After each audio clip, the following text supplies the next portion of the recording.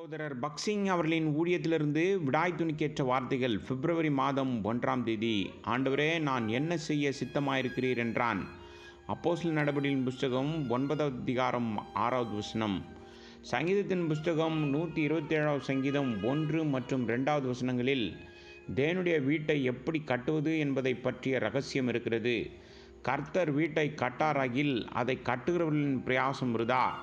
நீங்கள் அதிகாலையில் எழுந்து நேரப்பட வேலையில் தரித்து வருத்தத்தின் அப்பத்தை சாப்பிடுகிறதும் விருதா. தேவனுடைய வாசஸ்தலத்தை கட்டுவதில் நமக்கு 2 விதமான பொறுப்புகள் இருக்கிறது. இதை கட்டி எழுப்புவதில் தேவனோடு சேர்ந்து உழைப்பவர்களாக நமக்கு முதலாவது பொறுப்பு. மேலும் அவரது கட்டுமானத்தில் மற்றொரு பொறுப்பானது ஜீவனுள்ள கற்களால் அவரால் கட்டப்பட வேண்டும். நாம் தேவனுடன் உடன் வேலையாட்களாக இருப்பதால் அவருடைய வீட்டை எப்படி கட்டுகிறோம் என்பதை நாம் கவனிக்க வேண்டும். நமது மனித வைராக்கியம் அல்லது ஞானத்தின் மூலம் இதை உருவாக்க முடியாது. இதனால் நாம் எச்சரிக்கப்படுகின்றோம். நீங்கள் அதிகாலையில் எழுந்து நேரப்பட வேலையில் தரித்து வருத்தத்தின் அப்பத்தை சாப்பிடுகிறதும் விருதா. நாம் தேவனுடைய வீட்டை அவருடைய திட்டத்தின்படி உண்மையான அஸ்திபாரத்தின் மீதும் கர்த்தராகிய இயேசு கிறிஸ்துவின் தலைமையின் கீழ் மட்டுமே கட்ட வேண்டும். இந்த வேளையில் நமது பங்கை எப்படி கண்டுபிடித்து எடுத்துக்கொள்வது என்பதை நாம் கற்றுக்கொள்ள வேண்டும். நம்மிடம் எத்தனை குறைபாடுகள் மற்றும் தீமைகள் இருக்கிறது, நமது திறமைகள் எவ்வளவு குறைவு என்பது தேவனுக்கு முக்கியமல்ல. முக்கியமான விஷயம் என்னவென்றால், நம்முடைய பங்கை எடுத்துக்கொள்ள நாம் ஆயத்தமாக இருக்க வேண்டும்.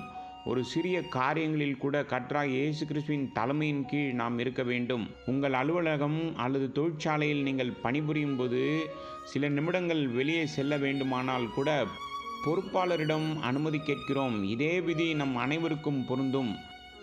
நீங்கள் பணிபுரிவர்களுடன் கலந்தாலோசிக்கவும் அவளிடம் அனுமதி கேட்கவும் கற்றுக்கொள்ளுங்கள். ஒவ்வொரு காரியத்திற்கும் தேவனிடம் போக கற்றுக்கொள்ளுங்கள். மனிதனின் திட்டத்தாலோ அல்லது மனிதனால் உருவாக்கப்பட்ட அடித்தளத்தினாலோ நாம் தேவனுடைய வீட்டை கட்டக்கூடாது. கர்த்தராகிய இயேசு கிறிஸ்து ஒருவரே நம்முடைய அடித்தளமாவார். அவர் நம்முடைய கட்டடக் கலைஞர் மற்றும் நம்முடைய பொறியாளர் மற்றும் முழு வேலையின் மேற்பார்வையாளர். எனவே வேலையின் ஒவ்வொரு கட்டத்திலும் அவருடைய ஆலோசனையை கேளுங்கள். அவரை கலந்தாலோசித்து உங்கள் திட்டம் அவருடைய பரலோக திட்டத்தின்படி உள்ளதா, நீங்கள் சரியான அடித்தளத்தில் கட்டுகிறீர்களா மற்றும் பலவற்றை கண்டுபிடிக்க வேண்டும். அவர் உங்களுக்கு பதிலளிப்பார். நீங்கள் தவறு செய்தால் அதை காட்டுவார். சிறியதாக இருந்தாலும் முக்கியமானதாக இருந்தாலும் ஒவ்வொரு காரியத்திலும் நீங்கள் அவருடைய ஆலோசனையை ஏற்றுக்கொண்டு அவருக்கு கீழ்ப்படிவது உங்களுக்கும் அவருக்கும் மிகுந்த மகிழ்ச்சியாக இருக்கும்.